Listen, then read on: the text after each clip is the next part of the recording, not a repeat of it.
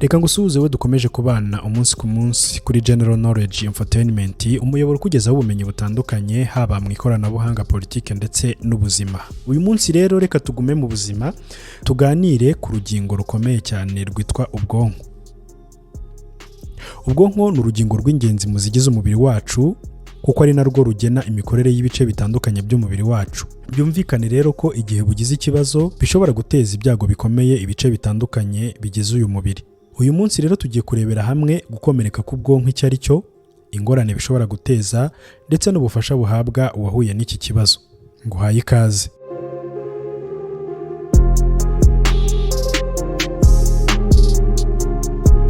Gukomereka k'ubwonko bikunze guturuka ku kwikubita hasi biturutse ku mpanuka cyangwa se kwicugusa k'umutwe.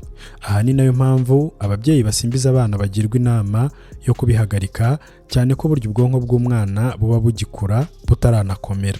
Bishobora kandi guturuka ku kindi kintu icyo ari cyo cyose cyinjiye mu mutwe, nk'isasu cyangwa se akamanyu ko ku gikanka cy'umutwe. Ibi bikaba bishobora gukomeretsa ubwonko, ibizwi nka brain injury. Igikomere cy'ubwonko cyoroheje gishobora kugira ingaruka z'igihe gito ku turemangingo twabwo, ariko iyo gikomeye gishobora gutera kwangirika kwa twa turemangingo, bikaba byaviramo ubwonko kwangirika burundu, bigashobora guteza ibibazo birimo ubumuga cyangwa se urupfu. Uku gukomereka k'ubwonko bishobora guteza ibibazo bitandukanye, byaba ibyo ku mubiri cyangwa se mu mitekerereze. Hari ubwo bamwe bahita bagira ibimenyetso icyateje gukomereka k'ubwonko kikiba, mu gihe harimo ibimenyetso bya brain injury bigaragara hashize iminsi cyangwa se ibyumweru runaka. Ibimenyetso byo gukomereka k'ubwonko mu buryo bworoheje bishobora kubamo nko kubabara umutwe, kugira isesemi cyangwa se kuruka, kunanirwa gusinzira cyangwa se gusinzira cyane, kugira ibibazo mu kuvuga, gutakaza ubwenge no kwibagirwa ibintu byose, kugira ibibazo byo kureba ndetse n'ibindi. Hazamo kandi no kumva injereri cyangwa se urusaku mu matwi, ndetse no kutabasha kwihanganira urumuri cyangwa se urusaku. Mu bimenyetso bifata mu mitekerereze no mu myifatire harimo gutakaza ubwenge by'akanya gato, kugira isereri no kwitura hasi, guhinduka kw'imyifatire nko kugira umushiha, gushavura cyangwa se kwigunga, hazamo kubura ibitotsi cyangwa se ahubwo umuntu agasinzira cyane. Mu gihe iyo ubwonko bwakomeretse bikabije, bimwe mu bimenyetso byigaragaza iyo umuntu yakomeretse mu bwonko byoroheje bijya gusa n'ibigaragara iyo ubwonko bwakomeretse bikomeye, ariko hakaba n'ibindi byiyongeramo nabyo bishobora kugaragara nyuma y'igihe gito cyangwa se kinini icyateye uko gukomereka k'ubwonko kikiba cyangwa se kibaye. Bimwe muri ibyo bimenyetso harimo gutakaza ubwenge iminota myinshi cyangwa amasaha, kubabara umutwe bidashira cyangwa se ugenda ukomera, gukomeza kugira isereri cyangwa se kuruka kenshi, kuba ufite ububabare cyangwa se kugira ibinya mu ntoki, kugira umuriro cyangwa se kuva amaraso mu mazuru no mu matwi. Mu gihe ibimenyetso bigaragara mu mitekerereze harimo guhinduka cyane mu ntekerezo no mu myifatire, kunanirwa kuvuga neza, kunyura mu bihe bikomeye nko kutagira ubwenge ndetse n'ibindi. Ibimenyetso bigaragara ku bana, burya abana iyo bagize ikibazo cyo gukomereka ku bwonko bashobora kutagira ubushobozi bwo kuvuga ibibazo bafite, birimo nko kubabara umutwe cyangwa se kugira ibibazo by'amaso. Mu bimenyetso bashobora kugira harimo kurya cyangwa se konka bigoranye, kwiheba cyane cyangwa se kubabara bikabije, kurira cyane, gukubagana cyane, kugira umushiha cyangwa se kwiheba, ndetse no kunanirwa gukina ibyo yari asanzwe akunda. Batubwira ko ari ingenzi kujya kwa muganga igihe ubonye uwagize ikibazo cyose gihungabanya umutwe cyangwa se umubiri yatangiye kugaragaza ibimenyetso bidasanzwe. Impamvu ni uko gukomereka k'ubwonko ahanini bikunze guturuka ku gishobora guhungabanya umutwe cyangwa se n'ahandi hantu ku mubiri.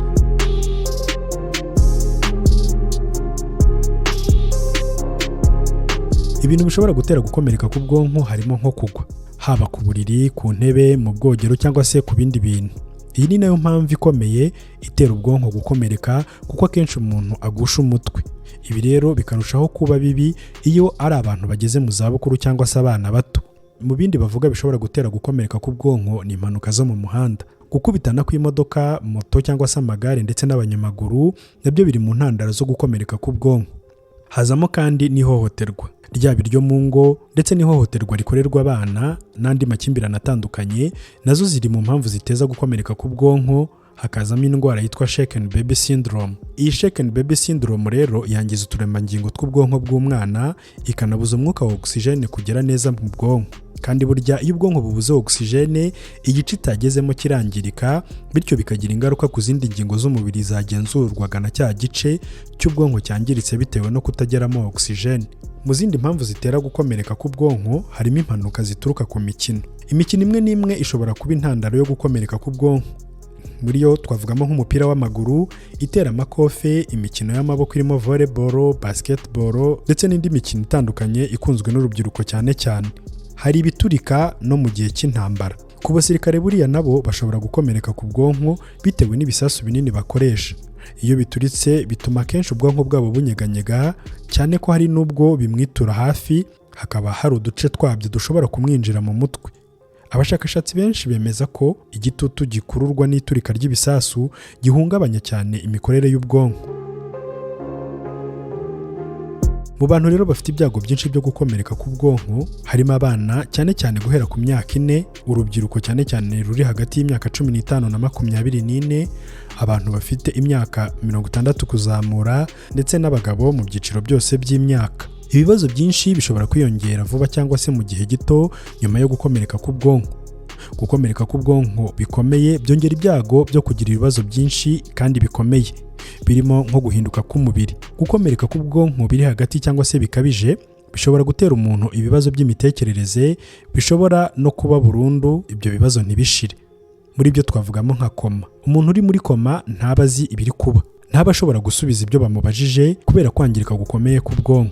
Nyuma y'iminsi mike cyangwa se ibyumweru bike ashobora kuva muri iyo koma nk'uko byari bisanzwe, cyangwa se akaba ashobora guhuramo n'ibindi bibazo, birimo ko mu gihe yaba amazemo igihe kirekire ashobora no kugaruka hari ibyo yibagiwe, cyangwa se hari indi mico agarukanye itandukanye niyo yari afite. Hazamo ibibazo byo ku mubiri birimo nko kurwara igicuri. Abantu bamwe bakomeretse ku bwonko bashobora kurwara igicuri gishobora gutangira kugaragara vuba cyangwa se kikaba cyanatindaho.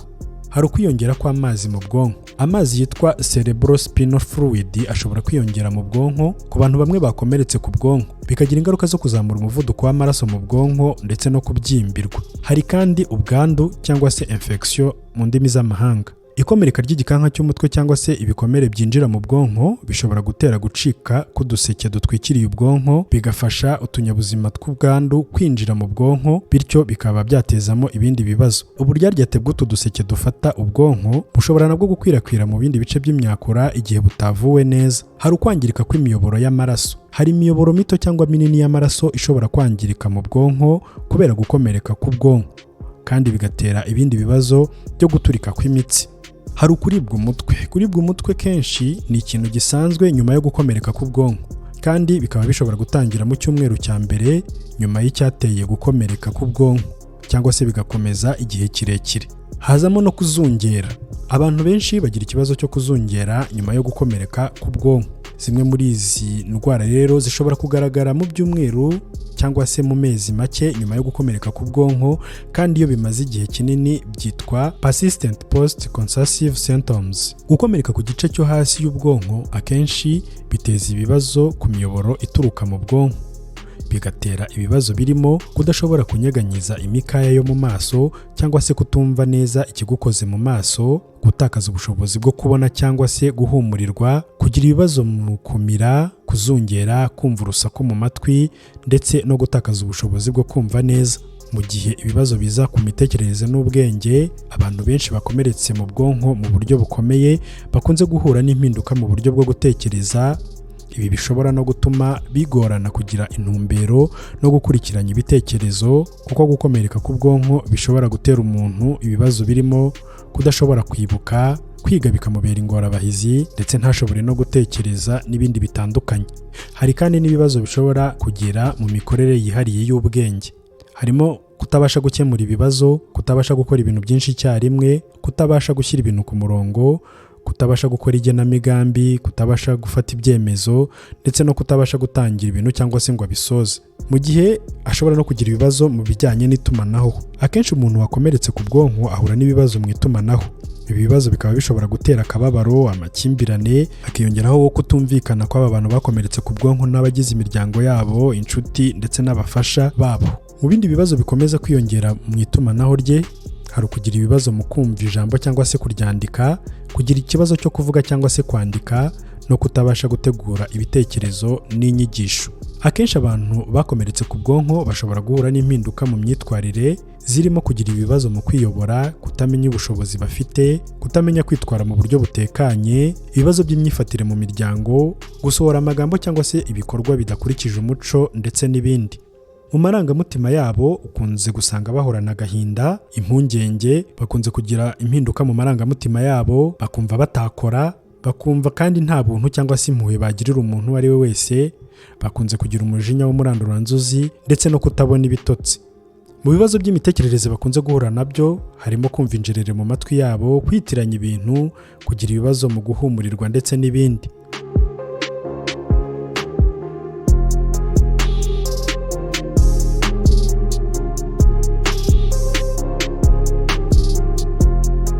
Niba ushaka kugira ngo ugabanye ibyago byo gukomeretsa ubwonko bwawe, bagusaba gukurikiza izi nama. Mu gihe cyose wicaye mu modoka, bagusaba kwambara umukandara w'ubwirinzi kuko uzakurinda gukubita umutwe ku kintu icyo ari cyo cyose igihe habaye impanuka. Igihe kandi uri kumwe n'umwana muto, ugomba kumwicaza mu myanya y'inyuma, kandi yaba ari muto cyane ukamwicaza ku ntebe zagenewe abana igihe bagiye mu modoka, hanyuma kandi nawe ukamufungira umukandara w'ubwirinzi.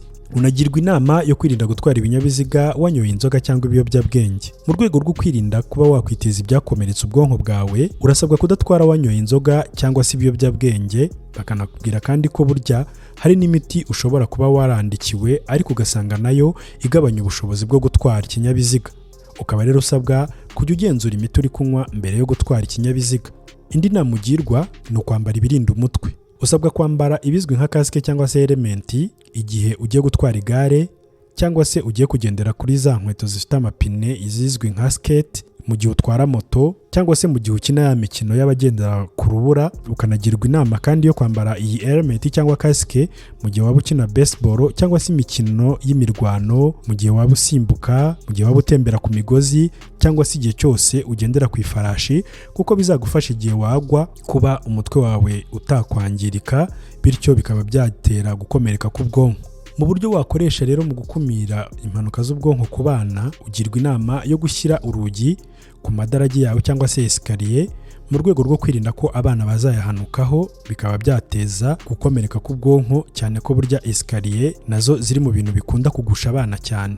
Bakugira inama kandi yo gushyiraho uburyo bw'umutekano ku madirishya kugira ngo urinde abana kuba bahanukaho. Ukagirwa inama yo gushyira ikintu kitanyerera mu bwogero mu rwego rwo kwirinda ko hari uwanyerera akaba yakubita umutwe mu bwogero. Ukanarinda abana gukinira ku madarage cyangwa se ku mabaraza yo mu nyubako hejuru, kuko ibi nabyo bishobora guteza ibibazo byo gukomereka k'ubwonko. Bimwe mu bikunze kugaragara iyo umuntu yakomeretse ku bwonko rero harimo hematoma cyangwa se kuvira imbere. Ibi bishobora guturuka ku mpanuka umuntu yagize agakubita umutwe hasi cyangwa se ku kindi kintu, bigatera tumwe mu dutsi two mu bwonko gucika, bityo amaraso akibumbira ku gice kimwe cy'ubwonko. Uku kuvira imbere rero mu bwonko bishobora guteza ibibazo birimo gutakaza ubwenge ndetse n'ibindi.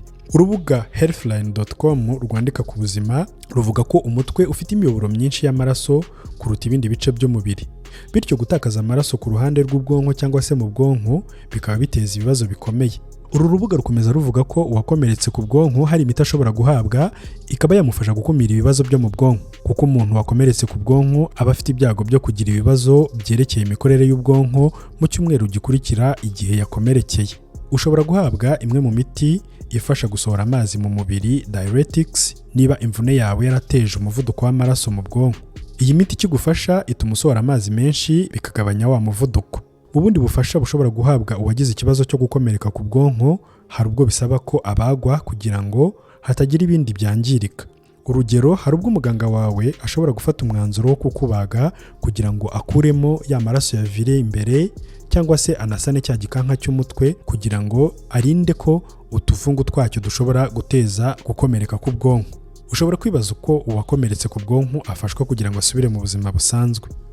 Niba warakomeretse mu bwonko bikomeye, gusubirana imikorere isanzwe biterwa n'ikigero ubwonko bwawe bwangiritseho. Abantu benshi bahuye n'iki kibazo usanga bakenera gufashwa nko kongera kubasha kugenda ndetse no kuvuga. Ibipimo bigaragaza ko abantu bakomeretse ku bwonko byoroheje usanga badakunze guhura n'ingaruka z'igihe kirekire, mu gihe abakomeretse mu bwonko bikomeye bo bahura n'ingaruka z'igihe kirekire. Imvune zikomeye zo mu bwana ziri mu ziteza ingaruka zikomeye, bitewe n'uko ubwonko bw'umwana buba bugikura. Akenshi rero hari ubwo ahura n'ibibazo bigatera ubwonko kudakura. Ikindi kandi ku mwana we iyo hajemo no kubagwa, nabyo hari igihe bishobora kugira ibindi byangiza ku bwonko bwe. Ndagushimiye rero wowe twabanye muri iki kiganiro cya none. Niba wakurikiye neza, wumvise ibishobora gutera intandaro zo gukomereka ku bwonko ndetse n'uko ushobora kubyirinda. Komeza kubana natwe kuri General Knowledge Infotainment, isoko y'ubumenyi. Dusubire ubutaha.